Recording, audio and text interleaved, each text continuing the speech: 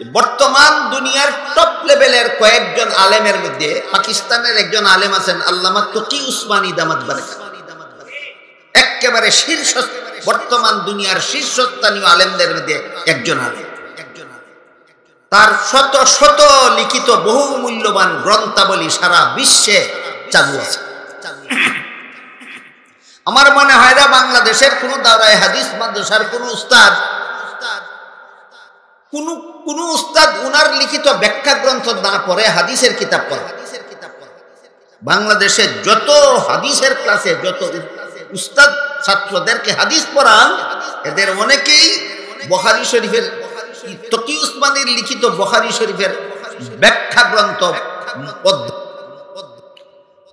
উনার শিক্ষাগত যোগ্যতার উদাহরণ দিলাম আপনাদের। তিনি এক সময় পাকিস্তানের শরিয়া আদালতের প্রধান বিচারপতি ছিলেন। পাকিস্তান আদালতের দুইটা বিভাগ, একটা সাধারণ বিভাগ, একটা শরিয়া আদালত, শরিয়া বিভাগ। সাধারণ অপরাধের বিচার এক আদালতে হয়, আর শরীয়তের দৃষ্টিতে অপরাধের বিচার আর এক আদালতে হয়। তো পাকিস্তানের আদালতের শরিয়া বিভাগের প্রধান বিচারপতি যখন ছিলেন আল্লামা তকি উসমানী সাহেব, তখন তার একটা বক্তৃতা আমি রেকর্ডে শুনেছিলাম। তিনি বক্তৃতায় বলেছিলেন যে কোরআনের বিধান মতে চোর যখন ধরা পড়ে, আদালতে বিচারকের দায়িত্ব হলো তার হাত কাটার হুকুম দেওয়া, এবং সরকারের দায়িত্ব এই হুকুম বাস্তবায়ন করা। আমি যেহেতু শরিয়া আদালতের প্রধান বিচারপতি, কাজেই চোরের হাত কাটার হুকুম দেওয়ার দায়িত্ব আমার। কিন্তু আমি আজ বেশ কত বৎসর যাবৎ এই দায়িত্ব পদে বসা আছি, একটা চোরেরও হাত কাটার হুকুম দেওয়ার সুযোগ আমি পেলাম না। কারণ চোরেরা থানাতে পুলিশকে ঘুষ দিয়া থানার থেকেই আত্মরক্ষা করে চলে যায়, আদালত পর্যন্ত হাজির হতে হয় না। পাকিস্তানের চোর আদালতে হাজির করা হয় না, থানায় পুলিশকে ঘুষ দিয়া মুক্তি পাইয়া যায়। এই সমস্ত পুলিশরা অশিক্ষিত না শিক্ষিত? ঘুষ নেওয়া যে চোরকে ছেড়ে দিল, এটার নাম সেবা না সেবন? সেবার নামে সেবন কেন? দীক্ষা ছাড়া শিক্ষা গ্রহণ করেছিল। এই ধরনের সেবার নামে সেবনকারী পুলিশ শুধু পাকিস্তানে আছে, দুনিয়ার আর কোন দেশে না।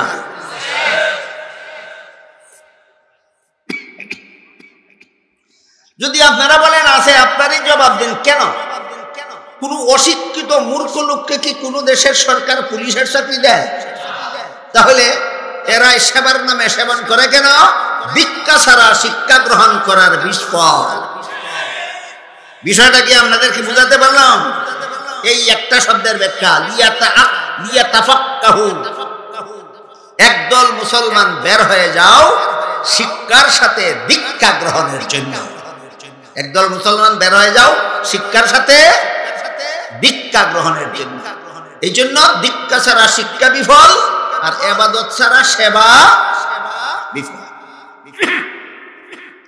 আমি শব্দ দুইটা, লিয়াতাফাক্কাহু ফিদ্দীন শব্দ দুইটার বাংলা অর্থ বলেছিলাম ইসলামী শিক্ষা দীক্ষা গ্রহণের জন্য বের হয়ে যাও, আল্লাহ বলেছেন। সাথে সাথে বলেছিলাম শাব্দিক অর্থ, লিয়াতাফাক্কাহু ফিদ্দীনের শাব্দিক অর্থ হলো ইসলামী শিক্ষা দীক্ষা গ্রহণের জন্য। কিন্তু এই দুই শব্দের অনুবাদের দ্বারা, ট্রান্সলেশনের দ্বারা পূর্ণ মর্ম বুঝে আসবে না পরিপূর্ণ ব্যাখ্যা ছাড়া। এই জন্য তাফাক্কুহ ফিদ্দীন দুইটা শব্দের একটু বিস্তারিত ব্যাখ্যা পৃথক পৃথক ভাবে আপনাদেরকে শোনাইয়া আমি বুঝাতে চাই আল্লাহ লিয়াতাফাক্কাহু ফিদ্দীন বলে আমাদেরকে কি বুঝাতে চাই। একটা হলো দিন, আর একটা হলো তাফাক্কুহ ফিদ্দীন। এই দুই শব্দ পৃথক পৃথক ভাবে দুই শব্দের ব্যাখ্যা শুনি, তারপরে আমরা বোঝার চেষ্টা করবো আল্লাহ তাফাক্কুহ ফিদ্দীন বলে আমাদেরকে কি বুঝাবার চেষ্টা করি। একটা হলো দিন, আর একটা হলো তাফাক্কুহ। রাসূল করিম সাল্লাল্লাহু আলাইহি ওয়াসাল্লাম 40 বছর বয়সে নবুয়তের দায়িত্ব প্রাপ্ত হলেন। বাকি জীবনের শেষ মুহূর্ত পর্যন্ত আল্লাহর দ্বীন প্রচারের মাধ্যমে নবুয়তের দায়িত্ব পালন করলেন। তাহলে নবী দ্বীন প্রচারের দায়িত্ব পালন করলেন কতদিন? 23 বছর। কতদিন? 23 বছর। এই দীর্ঘ 23 বছরে আল্লাহর রাসূল উম্মতকে যে দ্বীন শিক্ষা দিলেন বিস্তারিতভাবে, দুনিয়ার থেকে বিদায় হওয়ার মাত্র কয়েকদিন আগে 23 বছরের শিক্ষা দেওয়া দ্বীন অতি সংক্ষেপে একটা হাদিসে বলে গিয়েছে। 23 বছরের শিক্ষা দেওয়া দ্বীনকে আল্লাহ রাসূল কতগুলি হাদিসে বলেছেন? একটা মাত্র হাদিসে বলেছেন। এটা এর উদাহরণ হলো এক সাগর পানি একটা গ্লাসের ভিতরে ঢুকাই গেল। এক সাগর পানি একটা গ্লাসের ভিতরে ঢুকানো যেমন আশ্চর্য কথা, ঠিক তেমনি ভাবে 23 বছরের শিক্ষা দেওয়া দ্বীন আল্লাহর রাসূল একটা হাদিসের অন্তর্ভুক্ত করে গিয়েছেন। এই হাদিসটাকে মুহাদ্দিসিনে কেরামের পরিভাষায় হাদিসে জিবরিল বলা হয়। কারণ হাদিসে উল্লেখ আছে হযরত জিবরিল ফেরেশতা একজন অচেনা মানুষের আকৃতি ধারণ করে রাসূলের কাছে এসেছিলেন। এসে কতগুলি প্রশ্ন করেছিলেন। রাসূল প্রশ্নগুলির জবাব দিয়েছিলেন। তারপর জিবরিল চলে যাওয়ার পর কোন কোন বর্ণনায় উল্লেখ আছে রাসূল হযরত উমর সেখানে উপস্থিত ছিলেন। জিবরিল চলে যাওয়ার পর রাসূল হযরত উমরকে জিজ্ঞাসা করলেন, কোন লোকটা এসে আমার সাথে প্রশ্নোত্তর করে চলে গেল, তুমি কি চিনতে পেরেছো? উমর বলেন, আমি চিনতে পারি। কেন চিনতে পারলেন না? কারণ জিবরিল এসেছিলেন একজন অচেনা মানুষের আকৃতি ধারণ করে, একজন অচেনা। এই জন্য উমর বলেন, আমি চিনতে পারি। তখন রাসূল বলেন, হুয়া জিবরিলু আতাকুম ইউআল্লিমুকুম দীনাকুম। ইনি জিবরিল ফেরেশতা এসেছিলেন, আমার সাথে প্রশ্ন করবেন, আমি উত্তর দেব, এর মাধ্যমে তোমরা তোমাদের দ্বীন শিখে নেবে। এই কারণে হাদিসটাকে মুহাদ্দিসিনে কেরামের পরিভাষায় হাদিসে জিবরিল বলা হয়। এই হাদিসের ভিতরে আল্লাহ রাসূল 23 বছরের শিক্ষা দেওয়া দ্বীনকে একটা হাদিসের ভিতরে অতি সংক্ষেপে অন্তর্ভুক্ত করে দিয়ে গেছেন উম্মতের হাতে, যেন উম্মত সংক্ষেপে নিজের দ্বীনকে চিনে নিতে পারে, নিজের দ্বীনকে বুঝে নিতে পারে। এখানে উল্লেখযোগ্য প্রশ্ন হলো, গুরুত্বপূর্ণ প্রশ্ন ছিল 3টা। 1 নম্বর প্রশ্ন, জিবরিল রাসূলকে জিজ্ঞাসা করেছিলেন, মাল ঈমান, ঈমান কাকে বলে? জবাবে রাসূল বলে দিয়েছিলেন, 6টা কথা বিশ্বাস করার নাম ঈমান। সম্ভবত গত বছরও আমি আপনাদের বলেছি, অথবা এর আগের বছর, যদি না বলে থাকি অথবা কারো মনে না থাকে, তাহলে আজকে আবার সংক্ষেপে স্মরণ করে দিচ্ছি।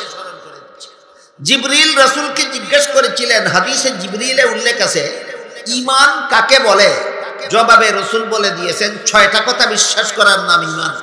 1 নম্বর আল্লাহ বিশ্বাস, 2 নম্বর ফেরেশতা বিশ্বাস, 3 নম্বরে আসমানি কিতাব তথা কুরআন বিশ্বাস, 4 নম্বরে নবী রাসূল বিশ্বাস, 5 নম্বরে তাকদীর, 6 নম্বরে পরকাল। এই 6 কথা আমি গত বছরও বলেছি, যাদের মনে নাই আবার স্মরণ করুন। জিবরিল প্রশ্ন করেছিলেন ঈমান কাকে বলে?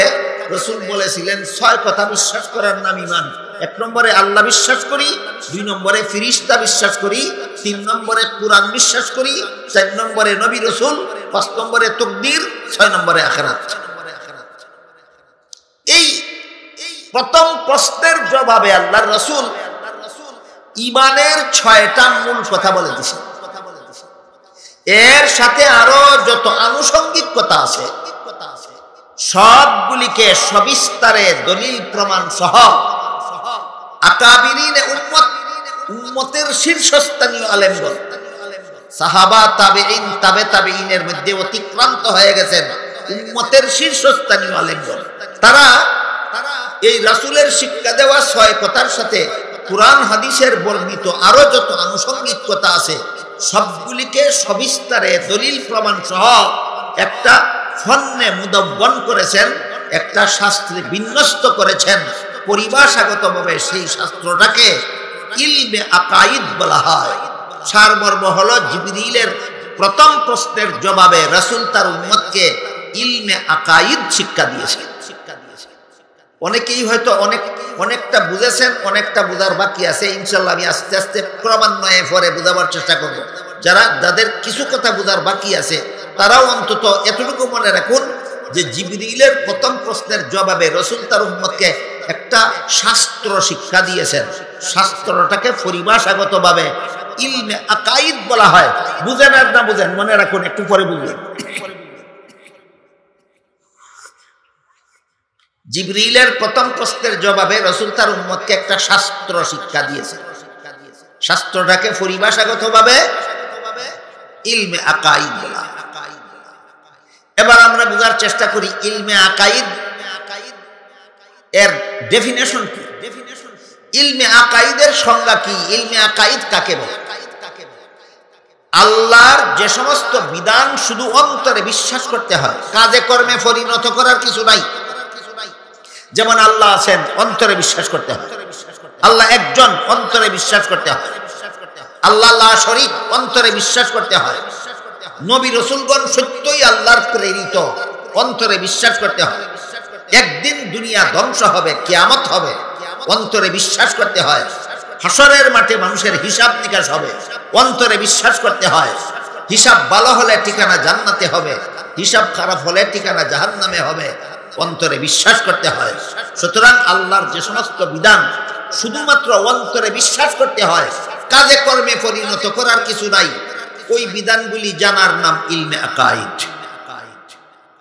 জিবরিলের প্রথম প্রশ্নের জবাবে রাসূল উম্মতকে ইলমে আকাইদ শিক্ষা দিলেন।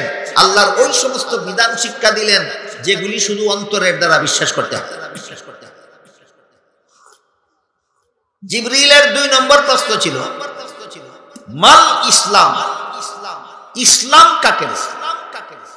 জবাবে আল্লাহর রাসূল ইসলামের 5টা মূল কথা বলে দিলেন। ঈমানের মূল কথা ছিল 6টা, ইসলামের মূল কথা 5টা। এই 5টা মূল কথার প্রথমটা হলো লা ইলাহা ইল্লাল্লাহু মুহাম্মাদুর রাসূলুল্লাহ। এই কথার সাক্ষ্য মুখে প্রদান করা। আমি সাক্ষ্য দিতেছি আল্লাহ ছাড়া কোনো মাবুদ নাই। আমি সাক্ষ্য দিতেছি হযরত মুহাম্মদ সাল্লাল্লাহু আলাইহি ওয়াসাল্লাম আল্লাহর রাসূল। আরো সহজে বলতে গেলে বলা যায় কলেমা স্বীকার করা, কলেমা মুখে স্বীকার করা, এটা ইসলামের 5 কাজের প্রথম কাজ। 2 নম্বর কাজ 5 বেলার নামাজ কায়েম করা। 3 নম্বর কাজ রমজান মাসে রোজা রাখা। 4 নম্বর কাজ ধনী হলে যাকাত দেওয়া। 5 নম্বর কাজ সামর্থ্যবান হলে হজ করা। ইসলামের মূল কথা 5টা, কলেমা, নামাজ, রোজা, হজ, যাকাত। কলেমা, নামাজ, রোজা, হজ, যাকাত। এই 5টা মূল কথার সাথে আরো যত আনুষঙ্গিক কথা কুরআন হাদিসের দ্বারা প্রমাণিত, সবগুলি কথাকে দলিল প্রমাণ সহ আকাবিরিনে উম্মতের শীর্ষস্থানীয় আলেমগণ আরেকটা শাস্ত্রে বিন্যস্ত করেছেন। ওইটাকে পরিভাষাগতভাবে ইলমে ফিকহ বলা হয়। সারমর্ম হলো জিবরিলের 2 নম্বর প্রশ্নের জবাবে রাসূল উম্মতকে একটা ইলম শিক্ষা দিয়েছেন, এটার নাম ইলমে ফিকহ। 1 নম্বর প্রশ্নের জবাবে শিক্ষা দিয়েছিলেন ইলমে আকাইদ, 2 নম্বর প্রশ্নের জবাবে শিক্ষা দিয়েছেন ইলমে ফিকহ। ইলমে ফিকহ কাকে বলে? আল্লাহর যে সমস্ত বিধান শুধু অন্তরে বিশ্বাস করলে হয় না, শরীরের বাহ্যিক অঙ্গ প্রত্যঙ্গের দ্বারা পালনও করতে হয়, সেইগুলি জানার নাম ইলমে ফিকহ। যেমন ওযুর 4 ফরজ, বিশ্বাস করলেই ওযু হয় না, হাত মুখ ধুইতে হয়। নামাজের 13 ফরজ, বিশ্বাস করলেই নামাজ হয় না, কি করতে হয়? রুকু সিজদা করতে হয়। দেখুন তো ইলমে আকাইদে আর ইলমে ফিকহে পার্থক্য আছে কিনা? ইলমে আকাইদ কোন সমস্ত বিধান জানার নাম যেগুলি শুধু অন্তরে বিশ্বাস করলেই চলে। ইলমে ফিকহ কোন সমস্ত বিধান জানার নাম যেগুলি অন্তরে বিশ্বাস করলেই চলে না, শরীরের বাহ্যিক অঙ্গ প্রত্যঙ্গের দ্বারা পালনও করতে হয়, সেগুলি জানার নাম ইলমে ফিকহ। জিবরিলের প্রথম প্রশ্নের জবাবে রাসূল তার উম্মতকে ইলমে আকাইদ শিক্ষা দিয়েছেন। জিবরিলের দ্বিতীয় প্রশ্নের জবাবে রাসূল তার উম্মতকে ইলমে ফিকহ শিক্ষা দিয়েছেন। ইসলামী শিক্ষা দীক্ষা বলতে কি বোঝায়, এই দীর্ঘ আলোচনা শুনে শেষ করলে পরে বুঝবেন ইনশাআল্লাহ ইসলামী শিক্ষা দীক্ষা বলতে কি বোঝায়। এবার জিবরিল ৩ নম্বর প্রশ্ন করলেন, মাল ইহসান, আল্লাহর নির্ভেজাল গোলামি কিনা? আপনারা কি সবাই আল্লাহর গোলাম কিনা? আল্লাহর গোলাম হওয়াটা লজ্জার ব্যাপার না পরম সৌভাগ্যের ব্যাপার? পরম সৌভাগ্যের। যে আল্লাহর যত বড় গোলাম হতে পেরেছে সে আল্লাহর তত বড় প্রিয় পাত্র হতে পেরেছে। কাজেই গোলাম শব্দটা দেখে তুচ্ছ মনে করবেন না, যেমন তেমন লোকের গোলাম নয়, জগৎ সৃষ্টিকর্তা আল্লাহর গোলাম। আপনারা কি সবাই আল্লাহর গোলাম? এবার বলুন তো, আপনারা কি আল্লাহর ভেজাল গোলাম হতে চান না নির্ভেজাল? এই প্রশ্নটাই জিবরিল রাসূলকে করলেন। আল্লাহর নির্ভেজাল গোলামি কিভাবে হয়? রাসূল করিম সাল্লাল্লাহু আলাইহি ওয়াসাল্লাম নির্ভেজাল গোলামির 2টা মূল কথা বলে দিলেন। ইমানের মূল কথা 6টা, ইসলামের মূল কথা 5টা, আর আল্লাহর নির্ভেজাল গোলামির মূল কথা 2টা। দেখেন পিছনের কথা আবার বলছি কেন, যেন আপনারা ভুলে না যান। পরবর্তী কথা শুনতে শুনতে আগের কথা ভুলে গেলে শেষ কথা বুঝে আসবে না। ইমানের মূল কথা কটা? 6টা। ইসলামের মূল কথা কটা? 5টা। আর নির্ভেজাল গোলামির মূল কথা 2টা। এই 2টা মূল কথার একটা হলো রাসূলের ভাষায় আনতা আবুদাল্লাহা কাআন্নাকা তারাহু ফাইন লাম তাকুন তারাহু ফাইন্নাহু ইয়ারাক। এটা কোন বর্ণনার শব্দ। আবার কোন বর্ণনায় তাবুদার জায়গার মধ্যে তামালা আছে, কোন বর্ণনায় তাবুদার জায়গার মধ্যে তাফআলা আছে। সবটার সারমর্ম হলো সদা সর্বদা আল্লাহ তোমার সামনে আছেন, আর সদা সর্বদা তুমিও আল্লাহর সামনে আছো। এই বিশ্বাস অন্তরে জাগ্রত রাখার নাম নির্ভেজাল গোলামি।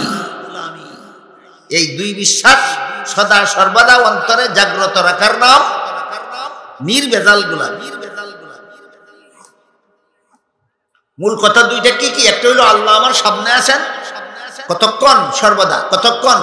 সর্বদা। আর আমিও আল্লাহর সামনে আছি কতক্ষণ? সর্বদা। আমার তো মনে হয় দুনিয়ার সমস্ত মুসলমান এই 2 কথা বিশ্বাস করে। এমন কোন মুসলমান আমার মনে হয় দুনিয়াতে নাই যে এই 2টা কথা বিশ্বাস করে না। আল্লাহ আমার সামনে আছেন সর্বদাই, আর আমিও আল্লাহর সামনে আছি সর্বদাই। আমি কখন কি করি না করি সবকিছু আল্লাহ দেখেন। কখন কি করি না করি সবকিছু আল্লাহ দেখেন। এই বিশ্বাস সব মুসলমানের অন্তরেই আছে। তারপরে একদল মুসলমান চুরি করে, তারপরও বিশ্বাস করে আল্লাহ দেখেন, তারপরও ডাকাতি করে। বিশ্বাস করে আল্লাহ দেখেন, তারপরও খুন খারাপি করে, জিনা ব্যভিচার করে, সন্ত্রাস করে। বিশ্বাস করে আল্লাহ দেখেন, তারপরও সুদ খায়, ঘুষ খায়, মদ খায়, গাঁজা খায়। বিশ্বাস করে আল্লাহ দেখেন, তারপরও দুর্নীতি, জালিয়াতি, দুষ্কৃতি করে। এমন মুসলমান সমাজে আছে কি নেই? বুঝে থাকতে বলুন, তার বিশ্বাসটা নির্ভেজাল না বেজাল? তোমার বিশ্বাসও ভেজাল আছে।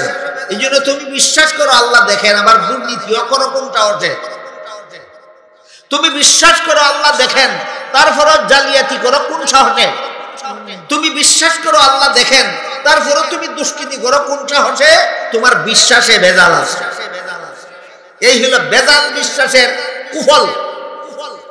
আর বিশ্বাসটা যদি নির্ভেজাল হয়, বিশ্বাসটা যদি নির্ভেজাল হয়, তাহলে তার কুফলটা একটু করে বলতে চাই।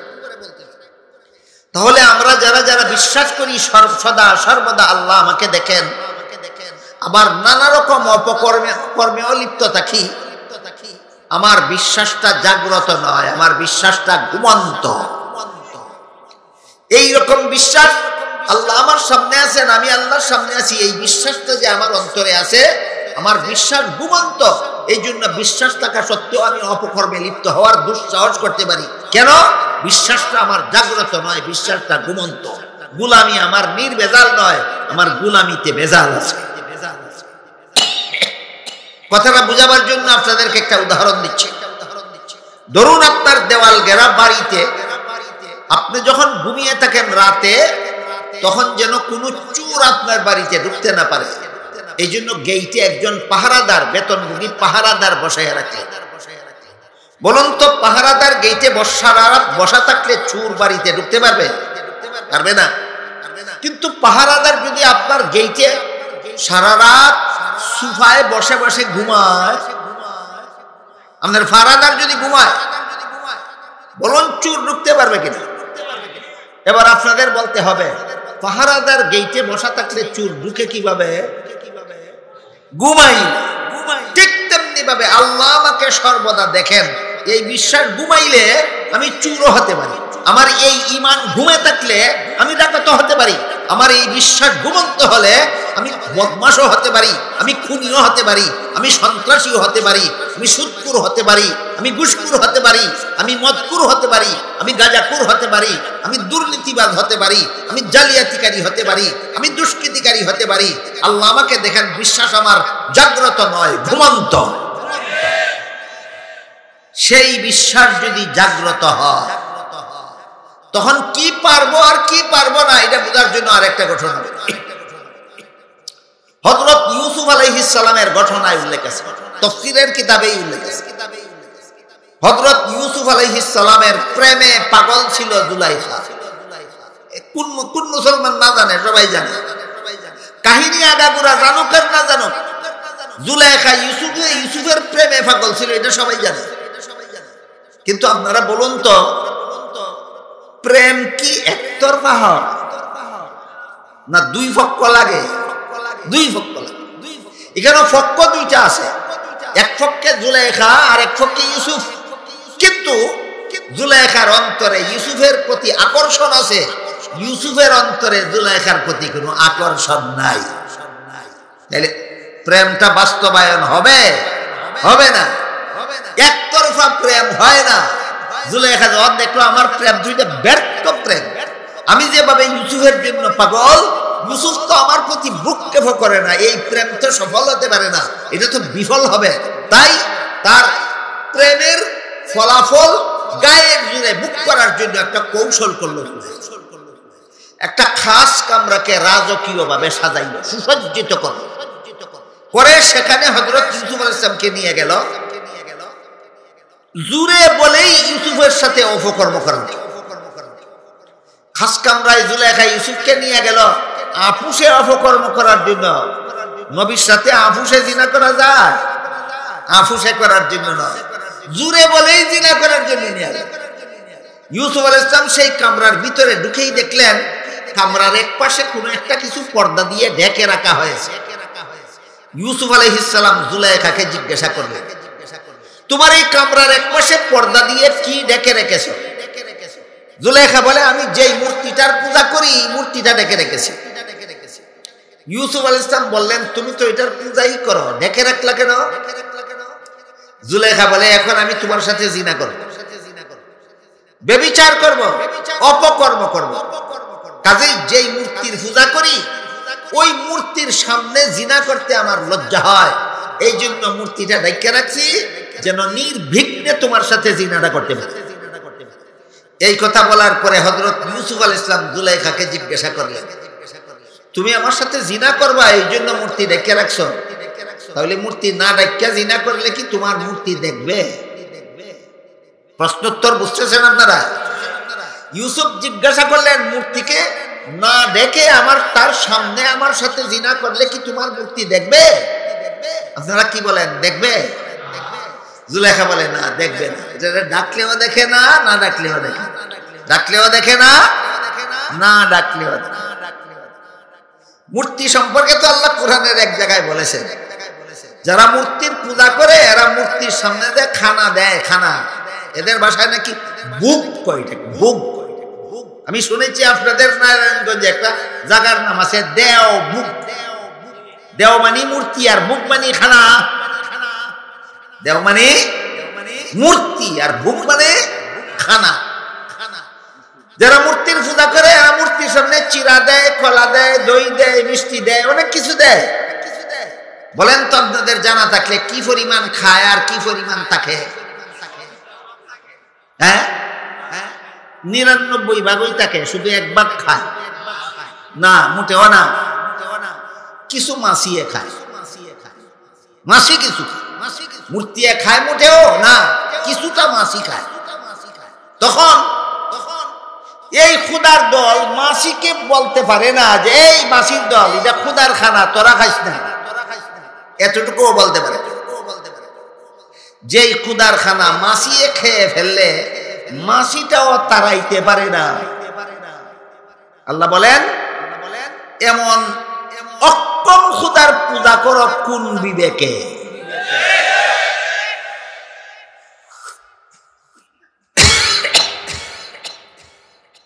কাজেই যেই মূর্তির খানা মাছি খাইলে মাছি তাড়াইতে পারে না, সেই মূর্তির সামনে উলঙ্গ হইয়া জিনা করলে দেখতে পারবে? দেখতে পারবে না। জুলেখা বলে না, তার সামনে জিনা করলেও সে দেখে না। তখন ইদুল ইসলাম জিজ্ঞাসা করলে, এটার সামনে জিনা করলেও দেখে না, ডাক্কা জিনা করলেও দেখে না, তাইলে তো আর ডাকার কোনো দরকার নাই, ডাকলে কেন? জুলেখা জবাব দেয়, যদিও আমার মূর্তির সামনে জিনা করলে দেখবে না, কিন্তু যে কারিগর মূর্তিটা বানাইছে চোখের মধ্যে দেখার ভঙ্গি দিয়ে বানাইছে, চোখের মধ্যে দেখার ভঙ্গি দিয়ে বানাইছে, চোখ বন্ধ করা অবস্থায় বানাইছে না, চোখ খোলা অবস্থায় বানাইছে। দেখার একটা ভঙ্গি আছে খোলা চোখের মধ্যে আমার মূর্তির, এই ভঙ্গিটার কারণেই তার সামনে তোমার সাথে জিনা করতে আমার লজ্জা। তখন হযরত ইউসুফ আলাইহিস সালাম বলল, তোর মূর্তির চোখের মধ্যে শুধু দেখার ভঙ্গি আছে, আসলে দেখে না। ভঙ্গিটার কারণেই যদি তার সামনে আমার সাথে জিনা করতে তোর লজ্জা হয়, আমার আল্লাহ যে আসলেই দেখে, সেই আল্লাহর সামনে তোর সাথে জিনা করতে কি আমার লজ্জা হয় না? আল্লাহ যে আমারে আসলেই দেখে, এই বিশ্বাস ইউসুফ আলাইহিস সালামের অন্তরে ঘুমন্ত ছিল। ফলাফল, আল্লাহ আমাকে সদা সর্বদা দেখে, এই বিশ্বাস ঘুমাইয়া থাকলে জিনাও করতে পারে। এই বিশ্বাস জাগ্রত থাকলে কোনো হারাম কাজের সাহস থাকে না। তখন বান্দা হয় নির্বেজাল গোলাম। তখন বান্দা আল্লাহর কেমন গোলাম হয়? নির্বেজাল। আমি তো আশা করি আমার কথা বুঝে থাকলে আপনারা যে সমাজে বাস করেন, এই সমাজে আল্লাহর বেজাল বান্দা কতজন আর নির্বেজাল বান্দা কতজন একটা অনুমান করতে পারবেন। কি বলেন? পারবেন? আপনারা যে সমাজে বাস করেন, এই সমাজের বেশিরভাগ মুসলমান আল্লাহর নির্বেজাল গোলাম না বেশিরভাগ বেজাল? জিবরিল রাসূলকে জিজ্ঞেস করলেন, আল্লাহর নির্বেজাল গোলামি কোনটা? রাসূল নির্বেজাল গোলামির 2টা মূল কথা বলে দিলেন। একটা, আল্লাহ সদা সর্বদা তোমার সামনে আছেন, আর একটা, তুমি সদা সর্বদা আল্লাহর সামনে আছো। তবে এই 2 কথার মধ্যে একটা পার্থক্য আছে। আল্লাহ যে সদা সর্বদা আমার সামনে আছেন, আপনাদের সামনে নাই। আল্লাহ বলেন, আইনামা তুওয়াল্লু ফাসাম্মা ওয়াজহুল্লাহ। তোমরা যে যখন যেদিকেই ফিরবা সেদিকেই আল্লাহ আছে। যে যখন যেদিকেই ফিরবা সেদিকেই আল্লাহ আছে।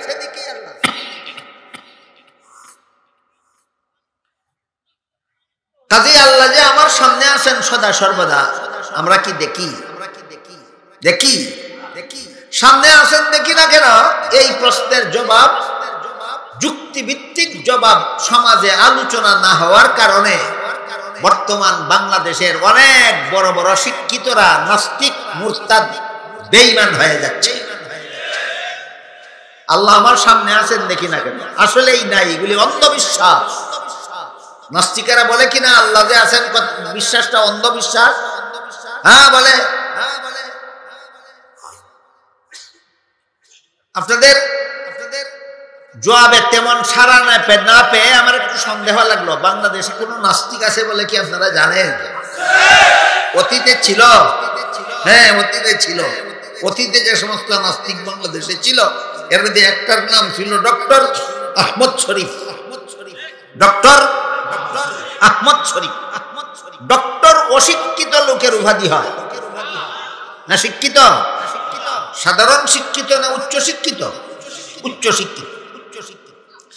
এই ডক্টর আহমদ শরীফ মরণের আগে ওসিয়ত করে গেছিল যে আমি মরলে আমার লাশকে তোমরা গোসল দিবা না, কাফন পরাইবা না, জানাজা পড়বা না, কোনো গুরুস্থানে দাফন করবা না। এগুলি ধর্মান্তরা করে, ধর্মের নামে অন্ধবিশ্বাসীরা করে।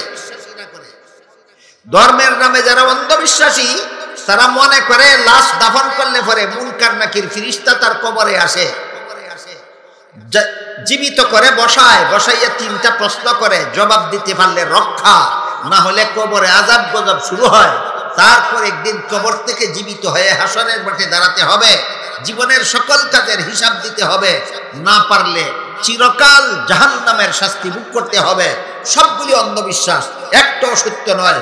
কবর বলতে কোনো জগৎ নাই, মুনকার নাকির বলতে কোনো ফেরেশতা নাই, সওয়াল জবাব বলতে কোনো বিষয় নাই, কবরে আযাব গজব বলতে কোনো জিনিস নাই, হাসর নসর বলতে কিছু নাই, জান্নাত জাহান্নাম বলতে কিছু নাই, আল্লাহ বিল্লাহ বলতে কিছু নাই। খামখা মোল্লাদের কথায় আমাকে কবরে দাফন করো।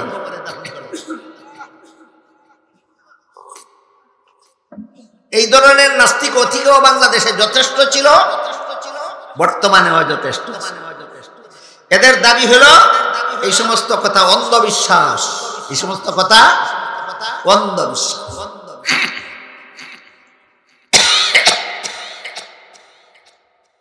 আসলে এগুলি যে অন্ধবিশ্বাস নয়, আমি যদি সেই আলোচনায় চলে যাই তাহলে মূল আলোচনা অনেক দূরে সরে যাবে। একটাও অন্ধবিশ্বাস নয়, এর একটা মাত্র আবার দিচ্ছি আপনাদেরকে। পৃথিবীর বিখ্যাত দার্শনিক ওলি ছিলেন একজন, নাম ছিল তার আল্লামা জালালউদ্দিন রুমি রহমতুল্লাহ। তার পৃথিবীর বিখ্যাত আলোড়ন সৃষ্টিকারী গ্রন্থের নাম হলো মস্তবী শরীফ। ফার্সি কবিতার দ্বারা বিশাল গ্রন্থ রচনা করেছেন। ৩৬,০০০ পংক্তিতে একটা কবিতা, 2 লাইনে একটা পংক্তি হয় ফার্সি ভাষায়, 2 লাইনে একটা পংক্তি হয়। এরকম ৩৬,০০০ পংক্তি বিশিষ্ট একটা কবিতা। এই কবিতার এক মহা বিশাল এক গ্রন্থ রচনা করেছেন। একমাত্র ওই নির্ভেজাল বন্দা হওয়ার ব্যবস্থা বর্ণনা করে। আল্লাহর নির্ভেজাল গোলাম কিভাবে হওয়া যায় তার ব্যবস্থা ওই কিতাবে বর্ণিত আছে। সেই ৩৬,০০০ পংক্তির মধ্যে একটা পংক্তি হইল তন্দে যাও যাদে তন মস্তুরনিস, যে ফার্সি কবিতা পাঠ করার একটা ভঙ্গি। তন্দে যাও যাদে তন মস্তুরনিস লেকে কসরা দিদে যা দস্তুরনিস। সারা দুনিয়ার সমস্ত মানুষ বিশ্বাস করে প্রতিটি জীবিত মানুষের প্রাণে, মানুষের দেহে প্রাণ আছে, কিন্তু এই প্রাণ কেউ কোনোদিন দেখে না। তোমার দেহের ভিতরের প্রাণ যদি না দেখে বিশ্বাস করতে পারো, আল্লাহকে না দেখে বিশ্বাস করতে পারো না কেন? তোমাকে কোন শয়তানে ধরলো? আজকের মতো এইটুকু দাবি। একটা মাত্র যুক্তি এখানে দেওয়া হয়েছে যে তোর দেহের ভিতরের প্রাণ যদি অদৃশ্য থাকা অবস্থায় তুই বিশ্বাস করতে পারো আছে, সমস্ত জগৎ পরিচালিত হয় আল্লাহর নির্দেশে, আল্লাহকে না দেখে বিশ্বাস করতে পারস না কেন? এই মর্মটা আল্লাহ কোরআনে বহু আয়াতে, শত শত আয়াতে বর্ণনা করেছেন। এক আয়াতে আল্লাহ বলেন ওয়াশ-শামসু তাজরি লিমুস্তাকাররিন লাহা যালিকা তাকদীরুল আজিজিল আলিম ওয়াল কামারা কাদ্দারনাহু মানাজিলা হাত্তা আদা কাল উরজুনিল কাদিম লাশ-শামসু ইয়ামবাগি লাহা আন তুদরিকাল কামার ওয়ালাল লাইলু সাবিকুন নাহার ওয়া কুল্লুন ফি ফালাকিন ইয়াসবাহুন। আল্লাহ বলেন আল্লাহ যে আছেন তুমি দেখো না, না দেখো যত কারণে বিশ্বাস করতে হবে, এর মধ্যে যত প্রমাণের দ্বারা বিশ্বাস করতে হবে আল্লাহ যে আছেন, এর অসংখ্য অগণিত ভুরি ভুরি প্রমাণের মধ্যে একটা প্রমাণ আকাশের সূর্য। আল্লাহ যে আছেন এর অসংখ্য প্রমাণের মধ্যে একটা প্রমাণ আকাশের সূর্য। আকাশের সূর্য আল্লাহ যে আছেন এই কথার প্রমাণ কিভাবে? প্রতিদিন পূর্ব আকাশে উদয় হয়। পৃথিবীর বাসিন্দা মানুষ তোমাদের মাথার উপর দিয়া যায়, শুধু বাংলাদেশের মানুষের মাথার উপর দিয়া না, মিডিল ইস্টেরও, ইন্ডিয়ারও, পাকিস্তানেরও, আফগানিস্তানেরও, ইংল্যান্ডেরও, ফ্রান্সেরও, জাপানেরও, জার্মানেরও, আমেরিকার মানুষের মাথার উপর দিয়েও শুধু কানাডার মানুষের মাথার উপর দেওয়া যায় না, সমস্ত পৃথিবীর মানুষের মাথার উপর দেওয়া যায়। পূর্বাকাশে উদয় হয় তোমাদের মাথার উপর দিয়ে যায়, পশ্চিম আকাশে অস্ত যায় প্রতিদিন। কতদিন? প্রতিদিন। কোনদিন উত্তর আকাশে উদয় হয় দক্ষিণ আকাশে অস্ত যায় না, কোনদিন দক্ষিণ আকাশে উদয় হয় উত্তর আকাশে অস্ত যায় না, কোনদিন এই মহাশূন্যে সাঁতার কেটে যে যায়, কোনদিন তোমাদের মাথার উপর ছুটে পড়ে না, কোনো খুঁটির মাথায় বসানো নাই, কোনো শিকলে বাঁধা নাই, মহাশূন্যে সাঁতার কেটে যায়। বিজ্ঞানীরা বলেন এই সূর্য, আমরা যে পৃথিবীতে বাস করি, এই পৃথিবীর 13 লক্ষ পৃথিবী একত্র করলে যত বড় হইতো সূর্যটা তত বড় আছে। পৃথিবীর থেকে 13 লক্ষ গুণ বড় সূর্যটা প্রতিদিন যে আমাদের মাথার উপর দিয়ে যায়, কোন খুঁটির মুখে বসানো আছে না, কোন শিকল দিয়ে বাঁধা আছে না, শূন্য স্থানে যায়, শূন্য স্থানে যায়। সেখান থেকে তোমাদের মাথার উপর পড়ে না কেন? যেহেতু কোনো কন্ট্রোলার নাই। এই কন্ট্রোলার কি ডক্টর আহমদ শরীফের বাপ না আল্লাহ? এই জন্য আল্লাহ বলেন সূর্য আল্লাহ যে আছেন এর একটা প্রমাণ। আর একটা প্রমাণ হলো চন্দ্র। একই মহাশূন্যে সাঁতার কাটে সূর্য সূর্যের পথে, চন্দ্র চন্দ্রের পথে। আমাদের সারা পৃথিবী জুড়ে যানবাহন চলার জন্য যত রাস্তা, হাইওয়ে, রুট তৈরি করা হয়, বিশাল বিশাল রাস্তা তৈরি করা হয়, প্রত্যেকে যার যার লেনে চলে নাকি উল্টা পাল্টা চলে? দুই একটা উশৃঙ্খল মানুষ হয়তো উল্টা পাল্টা চলতে পারে, আর বাকি সবাই যার যার লেনে চলে, সুশৃঙ্খল ভাবে চলে। তাই বলে কোনোদিন একটা যানবাহনের সাথে আর একটা যানবাহনের ঘর্ষণ লাগে না, টক্কর লাগে না, অ্যাক্সিডেন্ট হয় না, দুর্ঘটনা ঘটে না। যেদিন ঘটে এদিন কোনো চালক থাকে না। রুট থাকা সত্ত্বেও, লেন পৃথক থাকা সত্ত্বেও, চালক থাকা সত্ত্বেও তোমাদের এই চলন্ত গাড়ির দুর্ঘটনা ঘটে, অ্যাক্সিডেন্ট হয়, টক্কর লাগে। এই বিশাল পৃথিবীর থেকে 13 লক্ষ গুণ বড় সূর্য তোমাদের মাথার উপর দিয়ে শূন্য স্থানে সাঁতার কেটে যায়, চন্দ্রও সাঁতার কেটে যায়। কোনোদিন চন্দ্রের সাথে সূর্যের ঘর্ষণও লাগে না, কোনোদিন সূর্যের সাথে চন্দ্রের টক্করও লাগে না। যদি টক্কর লাগতো, চন্দ্রের সাথে সূর্যের টক্কর লেগে যদি 13 লক্ষ টুকরা হইতো, আর একটা টুকরা যদি পৃথিবীতে পড়তো, পৃথিবীর সমস্ত মানুষ মর্তা হইয়া যাইত। কেন কেন টক্কর লাগে না? যেহেতু কোনো কন্ট্রোলার নাই। সেই কন্ট্রোলার কি ডক্টর আহমদ শরীফের বাপ না একমাত্র আল্লাহ? এই জন্য আল্লাহ বলেন আল্লাহ যে আছেন এর এক প্রমাণ সূর্য আর এক প্রমাণ চন্দ্র। এই আলোচনা আজকের জন্য এই পর্যন্ত থাকুক। তাই জালালউদ্দিন রুমি বলতেছেন, তমজে যাও জাদে তন মস্তুরে নিস লেকে কসরা দিদে যা দস্তুরে নিস। দুনিয়ার প্রতিটি মানুষ বিশ্বাস করে জীবন্ত মানব দেহের ভিতরে প্রাণ আছে, আজ পর্যন্ত কেউ প্রাণ দেখতে পারেনি। তুমি যেমন তোমার দেহের ভিতরে প্রাণ না দেখেও বিশ্বাস করতে পারো, ঠিক তেমনি ভাবে আল্লাহ সমস্ত মহাজগতের পরিচালক আল্লাহকে না দেখেও তুমি বিশ্বাস করতে পারো, যদি বিবেক বিবেচনা থাকে, কাণ্ডজ্ঞান থাকে। কিন্তু ডক্টর আহমদ শরীফ এগুলি ধর্মের অন্ধ মতবাদ। ডক্টর আহমদ শরীফ কি বলছিল? এগুলি ধর্মের নামে অন্ধ মতবাদ। আল্লাহ আছেন এই কথার কোনো প্রমাণ নাই, আসলে আল্লাহ নাই, হাসরের মাঠ নাই, জান্নাত জাহান্নাম নাই, কবর জগৎ বলতে কিছু নাই, মুনকার নাকির ফেরেশতা বলতে কিছু নাই, সুয়াল জবাব বলতে কিছু নাই। খামোখামাকে গোসল দিয়ে কাফন পরে জানাজা পড়া গুরুস্থানে দাফন করবে কেন? আমার লাশ হাসপাতালে দান করে দেবে। কোথার থেকে এই নাস্তিকগুলির ব্রেন এদিকে চলে যায়? যেহেতু আল্লাহকে দেখি না, ওখান থেকে আলোচনা শুরু হয়েছিল। যেহেতু আল্লাহকে দেখি না, আল্লাহকে কেন দেখি না? যেহেতু আমার সামনে নাই, না সামনে আছেন? সামনে আছেন দেখি না কেন?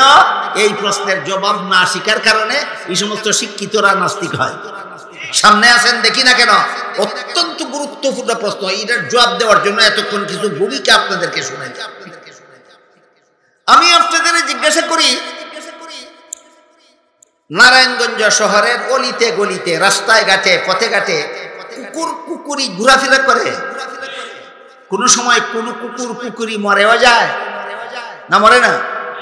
কোন কুকুর মরলে কেউ এই কুকুরকে গোসল দেয়, কাফন পরায়, জানাজা পড়ে, গুরুস্থানে দাফন করে। তাহলে কুত্তা মরলেও গোসল নাই, আহমদ শরীফ মরলেও গোসল নেই। কুত্তারও কাফন নাই, আহমদ শরীফেরও কাফন নেই। কুত্তারও জানাজা নাই, আহমদ শরীফেরও জানাজা নাই।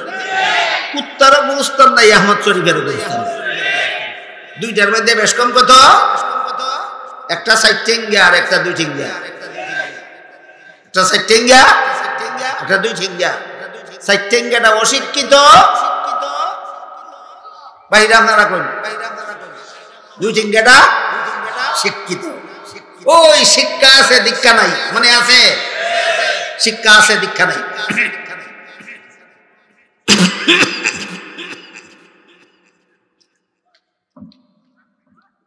যেহেতু আল্লাহ সদা সর্বদা আমার সামনে আছেন, কিন্তু না দেখার কারণে এরা নাস্তিক হয়ে যাচ্ছে। এই কারণে আপনাদের জেনে নিতে হবে কেন দেখি না। কেন দেখি না যদি বুঝে নেন, আপনি শিক্ষিত হন, অশিক্ষিত হন, আর কোনোদিন আপনি নাস্তিক হওয়ার আশঙ্কা থাকবে না। এবার বলি সেই কথা। আল্লাহ পাক রব্বুল আলামিন দুনিয়ার জীবনে কোনো মানুষের চোখে আল্লাহকে দেখার মতো যে পরিমাণ পাওয়ারের দরকার, এই পরিমাণ পাওয়ার কোনো মানুষের চর্মচোখে দুনিয়াতে দেন না। এই জন্য দুনিয়াতে আল্লাহ আমার সামনে আছেন কিন্তু দেখি না। দেন না কেন? দুনিয়াতে যদি আল্লাহ আমার চোখে আল্লাহকে দেখার মতো পাওয়ার দিতেন, আমি দুনিয়াতেই আল্লাহকে দেখতে পারতাম। দিলেন না কেন?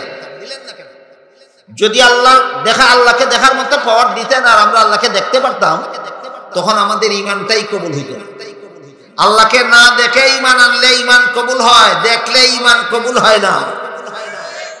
কাজেই আল্লাহ আমার চোখের দুনিয়াতে আল্লাহকে দেখার মতো পাওয়ার না দিয়ে আমাকে বঞ্চিত করলেন, না আমার ঈমান কবুল হওয়ার ব্যবস্থা করলেন। এই কথাটা আহমদ শরীফে জানে না, নাস্তিক হইয়া গেছে। এই কথাটা তসলিমা নাসরিন জানে না, নাস্তিক হইয়া গেছে। এই কথাটা লতিফ সিদ্দিকী জানে না, নাস্তিক হইয়া গেছে। এই কথাটা কবি শামসুর রহমান জানে না, নাস্তিক হইয়া গেছে। এই কথাটা সালমান রুশদি জানে না, নাস্তিক হইয়া গেছে।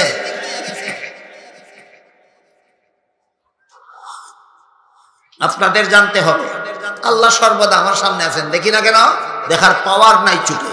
পাওয়ার দিলেন না কেন? দিলেই দেখতাম, দেখলেই ঈমানটা কবুল হইত। তাহলে দুনিয়ার জীবনে আল্লাহকে দেখার মতো পাওয়ার আমার চোখে না দিয়া আল্লাহ আমাকে বঞ্চিত করলেন, না ঈমান কবুল হওয়ার ব্যবস্থা করলেন? আপনার আবেদন নিবেদন ক্রমে না অজানা সত্ত্বেও আপনার পক্ষ থেকে আল্লাহর কাছে কোনো আবেদন নিবেদন করা হয়নি, আল্লাহ দুনিয়াতে তোমারে দেখার মতো পাওয়ার আমার চোখে দিও না, দিলে তো আমার ঈমানটা কবুল হইত না।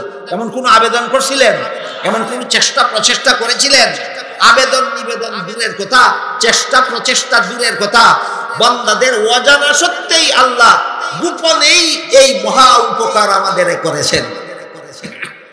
এবার বলেন তো, আল্লাহ সর্বদা আমার সামনে আছেন, দেখি না কেন? চোখের মধ্যে দুনিয়াতে আল্লাহকে দেখার মতো পাওয়া, কিন্তু আমি যে আল্লাহর সামনে আছি, নির্ভেজাল গোলামীর মূল কথা কটা ছিল, একটা আল্লাহ আমার সামনে আছে, না একটা আমি আল্লাহর সামনে আছি। আমি যে আল্লাহর সামনে আছি, আল্লাহরও দেখার গুণে কিছু অভাব আছে? মোটেও না, বিন্দু মাত্রও না। পাতালপুরীতে কতটা বালুর কণা আছে, প্রতিটি বালুর কণাও আল্লাহ দেখেন। এবার বলেন তো, আমার সামনে আল্লাহ থাকা আর আমি আল্লাহর সামনে থাকা একটু পার্থক্য আছে কিনা? আমার সামনে আল্লাহ আছেন সর্বদা, কিন্তু আমি দেখি না একটা বিশেষ কারণ। আমি যে আল্লাহর সামনে আছি, আল্লাহর ব্যাপারে ওই কারণ বিদ্যমান নাই। আল্লাহ সদা সর্বদাই আমাকে দেখেন। এই বিশ্বাস যদি ঘুমন্ত থাকে, আপনার বাড়ির পাহারাদারের মতো, তাহলে আপনি বিশ্বাস করবেন আল্লাহ দেখে। সুদও খাইতে পারবেন, ঘুষও খাইতে পারবেন, মদও খাইতে পারবেন, গাঞ্জাও খাইতে পারবেন, দুর্নীতিও করতে পারবেন, জালিয়াতিও করতে পারবেন, দুষ্কৃতিও করতে পারবেন, জিনা ব্যভিচারও করতে পারবেন, খুন খারাপিও করতে পারবেন, সন্ত্রাসও করতে পারবেন। কেন মুসলমান এত সমস্ত অপরাধী কর্মকাণ্ডে লিপ্ত হতে পারে? আল্লাহ আমাকে দেখেন বিশ্বাস করে না, না বিশ্বাস ঘুমন্ত? এবার বুঝে থাকলে বলুন, তার বিশ্বাসটা নির্ভেজাল না কার্যকলাপ নির্ভেজাল? বিশ্বাসও নির্ভেজাল নয়, কার্যকলাপও নির্ভেজাল নয়।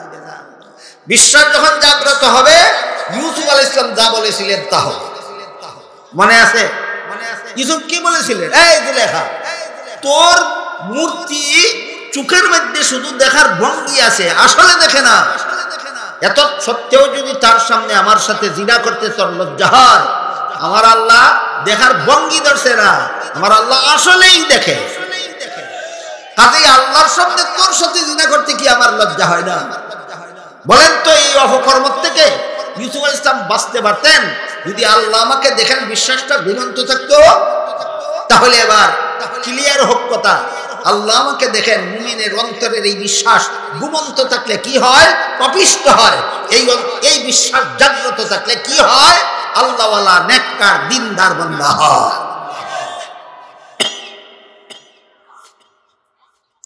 জিবরিলের প্রথম প্রশ্নের জবাবে রাসূল তার উম্মতকে ইলমে আকাইদ শিক্ষা দিয়েছিলেন। জিবরিলের দ্বিতীয় প্রশ্নের জবাবে রাসূল তার উম্মতকে ইলমে ফিকহ শিক্ষা দিয়েছিলেন। জিবরিলের তৃতীয় প্রশ্নের জবাবে রাসূল তার উম্মতকে ইলমে তাজকিয়া শিক্ষা দিয়েছেন। তিনটা ইলমের নাম মনে রাখুন, প্রত্যেকটার সংজ্ঞা আমি বলে দিচ্ছি। যারা মনে রাখতে পারবেন রাখবেন, মনে রাখতে না পারলে যদি পরে দরকার মনে করেন, এই যে রেকর্ড যারা করতেছে তাদের কাছ থেকে সংগ্রহ করেন। জিবরিলের প্রথম প্রশ্নের জবাবে আল্লাহ রাসূল ইলমে আকাইদের 6টা, ইমানের 6টা মূল কথা বলে দিয়েছিলেন। 6টা মূল কথার সাথে আরো যত আনুষঙ্গিক কথা আছে সবগুলিকে সবিস্তারে দলিল প্রমাণ সহ উম্মতের শীর্ষস্থানীয় আলেমগণ একটা শাস্ত্রে বিন্যস্ত করেছেন। পরিভাষাগতভাবে শাস্ত্রটাকে ইলমে আকাইদ বলা হয়। জিবরিলের দ্বিতীয় প্রশ্নের জবাবে আল্লাহর রাসূল ইসলামের 5টা মূল কথা বলে দিয়েছিলেন। এর সাথে আরো যত আনুষঙ্গিক কথা আছে সবগুলিকে সবিস্তারে দলিল প্রমাণ সহ উম্মতের শীর্ষস্থানীয় আলেমগণ আরেকটা শাস্ত্রে বিন্যস্ত করেছেন। পরিভাষাগতভাবে সেই শাস্ত্রটাকে ইলমে ফিকহ বলা হয়। জিবরিলের তৃতীয় প্রশ্নের জবাবে আল্লাহর রাসূল সাল্লাল্লাহু আলাইহি ওয়াসাল্লাম আল্লাহর নির্ভেজাল গোলামীর 2টা মূল কথা বলে দিয়েছেন।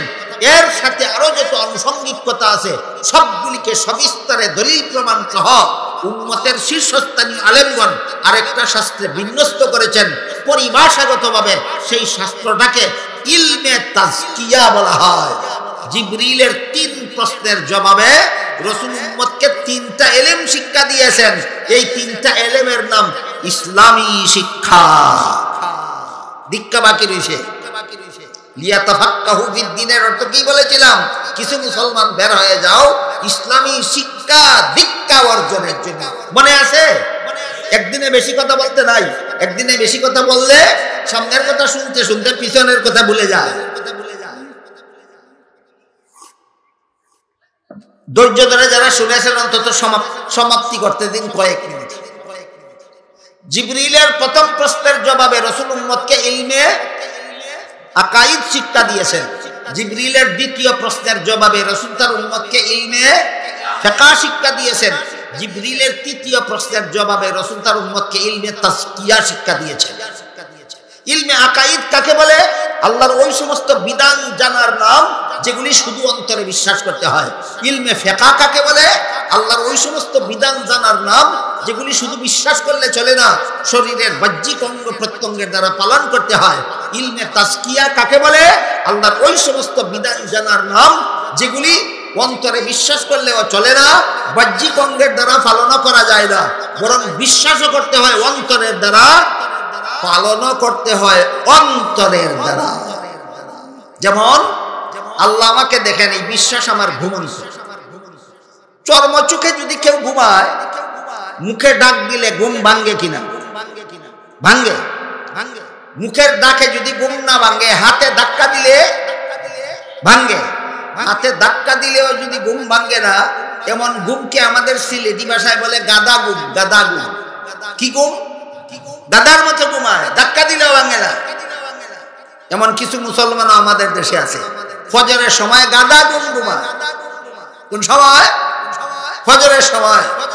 এশার পর থেকে চাষ তলে বসে গল্প গুজব শুরু হইলো, রাত্রে 12টা 1টা 2টা 3টা বাজলো, 4টার সময় গিয়ে ঘুমাইলো, সকাল 10টায় ঘুম থেকে জাগলো, ফজরের সময় লাইট চাইলেও কইতে পারে না। তো বলছিলাম, সাধারণ ঘুম যদি কেউ ঘুমায়, হয়তো মুখে ডাকলে তার ঘুম ভাঙে, না হয় হাতে ধাক্কা দিলে তার ঘুম ভাঙে। কিন্তু যার অন্তর, আল্লাহ আল্লাহ আমাকে দেখতেছেন, এই বিশ্বাস যার ঘুমন্ত, মুখে ডাক দিলে ঘুমন্ত অন্তর জাগ্রত হবে, হাতে ধাক্কা দিলে জাগ্রত হবে, পায়ে লাথি দিলে জাগ্রত হবে না। অন্তর ঘুমাইছে, এটা তোমার হাতের ধাক্কাও ভাঙবে না, পায়ের লাথিও ভাঙবে না। অন্তরের ঘুম অন্তরের দ্বারা জাগ্রত করতে হয়, দ্বারা জাগ্রত করতে হয়, অন্তরের দ্বারা জাগ্রত করতে হয়। অন্তরের ঘুম কিভাবে অন্তরের দ্বারা জাগ্রত হয়, এই আলোচনাটা অনেক লম্বা। আমি সেই দিকে চলে গেলে আমি মূল বিষয়টা শেষ করতে পারবো না। শুধু সামান্য একটু আবার দিচ্ছি, শুনুন। আল্লাহ পবিত্র কোরআনের এক আয়াতে বলেছেন, ইয়া আইয়ুহাল্লাযীনা আমানুত্তাকুল্লাহা ওয়া কুনু মা'আস সাদিকিন। হে ঈমানদারগণ, তোমরা মুত্তাকি হয়ে যাও, পরহেজগার হয়ে যাও, আল্লাহওয়ালা হয়ে যাও। আর আল্লাহওয়ালা হওয়ার একমাত্র ব্যবস্থা হলো তোমরা আল্লাহওয়ালাদের সঙ্গ লাভ করো, আল্লাহওয়ালাদের সুহবতে যাও, আল্লাহওয়ালাদের সাহচর্যে যাও। আমি আল্লাহওয়ালা হতে গেলে আরেকজন আল্লাহওয়ালার সাহচর্যে যাওয়ার জন্য আল্লাহ নির্দেশ দিলেন কেন? অত্যন্ত কঠিন কথা। একটা সহজ উদাহরণের মাধ্যমে আপনাদের বোঝাতে চাই। এই যে আপনাদের মাথার উপর সামিয়ানার নিচে বাতি জ্বলে, জ্বলে কিনা? আমি এখানে বসেছি, আপনাদেরকে দেখতে পাই। কেন দেখতে পাই? এই বাতির আলোকে আপনার শরীরটা আলোকিত, বাতির আলোকে আপনার শরীরটা আলোকিত। বাতির নিচ থেকে সরে গেলে, অন্ধকারে চলে গেলে আপনার শরীর আর আলোকিত থাকবে না, শরীর অন্ধকার হয়ে যাবে। এখানে বসে আপনাকে আমি দেখব। ঠিক তেমনি ভাবে আল্লাহওয়ালাদের অন্তর থাকে আলোকিত। আল্লাহওয়ালাদের অন্তরে আল্লাহর মারিফতের বাতি জ্বলে। আল্লাহওয়ালাদের অন্তরে আল্লাহর পরিচয়, মারিফত মানে পরিচয়, আল্লাহর পরিচয়ের বাতি জ্বলে আল্লাহওয়ালাদের অন্তরে। আমার মতো একজন সাধারণ গুনাহগার মুসলমান যখন আল্লাহওয়ালাদের সংস্পর্শে গিয়ে বসে, তখন আল্লাহওয়ালার অন্তরের জ্বলন্ত বাতির আলো আমার মতো গুনাহগারের অন্তরে পড়ে। তখন আমার অন্তরটাও আস্তে আস্তে আলোকিত হতে থাকে। বাতির নিচে বসলে যেমন শরীর আলোকিত হয়, আল্লাহওয়ালাদের সোহবতে বসলে অন্তর আলোকিত হয়। এখন তো উদাহরণের মাধ্যমে কিছুটা বুঝতে পারলেন কিনা? কাজেই আমার অন্তর, আল্লাহ আমাকে দেখেন, এই বিশ্বাসটা যে আমার অন্তরে ঘুমন্ত ছিল, এটা কি হাতের ধাক্কায় জাগবে, না মুখের ডাকে জাগবে, না আল্লাহওয়ালাদের অন্তরের আলোর পরশে জাগবে? তাহলে অন্তরের ঘুম অন্তরের দ্বারাই জাগাতে হয়। তাই আল্লাহর যে বিধান বিশ্বাসও করতে হয় অন্তরের দ্বারা, পালনও করতে হয় অন্তরের দ্বারা। এমন বিধান জানার নাম ইলমে তাজকিয়া। এমন বিধান জানার নাম ইলমে তাজকিয়া। এবার বলুন, জিবরিলের 3 প্রশ্নের জবাবে রাসূল উম্মতকে কত ইলম শিক্ষা দিলেন? 3 প্রশ্নের জবাবে 3 ইলম শিক্ষা দিলেন। প্রথম প্রশ্নের জবাবে ইলমে আকাইদ শিক্ষা দিলেন, দ্বিতীয় প্রশ্নের জবাবে ইলমে ফিকহ শিক্ষা দিলেন, তৃতীয় প্রশ্নের জবাবে ইলমে তাজকিয়া শিক্ষা দিলেন। এরপরে জিবরিল চলে যাওয়ার পর হযরত উমরকে রাসূল জিজ্ঞাসা করলেন, কোন লোকটা এসে আমার সাথে প্রশ্নোত্তর করে চলে গেল, তুমি কি চিনতে পেরেছো? উমর বলেন, চিনতে পারিনি। রাসূল বলেন, হুয়া জিবরিল আতাকুম ইউআল্লিমুকুম দীনাকুম। এই জিবরিল ফেরেশতা এসেছিলেন, আমাকে প্রশ্ন করবেন, আমি জবাব দিব, এর মাধ্যমে তোমরা 23 বছরের শিক্ষা দেওয়া দিন শিখে নেবে। 23 বছরে রাসূল 3টা ইলম উম্মতকে শিক্ষা দিয়েছেন। 23 বছরে রাসূল উম্মতকে কটা ইলম শিক্ষা দিয়েছেন? 3টা ইলম শিক্ষা দিয়েছেন। একটার নাম ইলমে আকাইদ, একটা ইলমে ফিকহ, একটা ইলমে তাজকিয়া। এই 3 ইলমের নাম ইসলামী শিক্ষা। শুধু ইসলামী শিক্ষা কারে হয় এতক্ষণ কিনা বলতে পারবেন এক কথায়? 3টা ইলমের নাম ইসলামী শিক্ষা। 3টা ইলমের নাম ইসলামী শিক্ষা। একটা ইলম ইলমে আকাইদ একটা ইলম, ইলমে ফিকহ একটা ইলম, ইলমে তাজকিয়া। এবার বোঝার চেষ্টা করি ইসলামী দীক্ষা কারে কয়। ইসলামী শিক্ষা দীক্ষা অর্জনের জন্য আল্লাহ বলেন একদল মুসলমান বের হয়ে যাও। মনে আছে কথা? শুধু শিক্ষা অর্জনের জন্য বলেছেন না শিক্ষার সাথে দীক্ষা? এতক্ষণে কি বুঝলাম? ইসলামী শিক্ষা কত এলিমের নাম? 3 এলিমের নাম ইসলামী শিক্ষা। এক এলিমের নাম হইল ইলমে আকাইদ, আরেকটার নাম হইল ইলমে ফিকহ, আরেকটার নাম হইল ইলমে তাজকিয়া। 3 এলিমের সমষ্টির নাম ইসলামী শিক্ষা। এই 3টা এলিম জীবনে বাস্তবায়ন করার নাম ইসলামী দীক্ষা। 3 এলিম জীবনে বাস্তবায়ন করার নাম ইলমে আকাইদের বিষয়গুলি অন্তরে বিশ্বাস করা, ইলমে ফিকহের বিষয়গুলি অঙ্গ প্রত্যঙ্গের দ্বারা পালন করা, ইলমে তাজকিয়ার বিষয়গুলি অন্তরের দ্বারা পালন করা, এর নাম ইসলামী দীক্ষা। এবার বলুন তো, এত দীর্ঘ কথা বুঝে থাকলে আল্লাহ কি আমাদেরকে ইসলামী শিক্ষা অর্জনের নির্দেশ দিয়েছেন না শিক্ষা দীক্ষা? কেন? দীক্ষা ছাড়া শিক্ষা বিফল। শিক্ষার সাথে যখন দীক্ষা থাকবে তখন সেই শিক্ষা হবে সফল। তাই হাদিস শরীফে আল্লাহর রাসূল বলেছেন, মান ইউরিদিল্লাহু বিহি খাইরান ইউফাক্কিহু ফিদ্দিন। আল্লাহ নিজে যার মঙ্গল চান তাকে তাফাক্কুহ ফিদ্দিন দান করেন, ইসলামী শিক্ষার সাথে ইসলামী দীক্ষা গ্রহণ করার সৌভাগ্য দান করেন। রাসূলের হাদিসটা ক্লিয়ারলি বুঝতে পারলেন? আল্লাহ নিজে যার মঙ্গল চান তার কি পরিমাণ অমঙ্গল হতে পারে? বিন্দু মাত্র না। এটুকু বলতে পারেন না? আল্লাহ নিজে যার মঙ্গল চান তার কি পরিমাণ অমঙ্গল হতে পারে? বিন্দু মাত্র না। ওই লোকটা কে?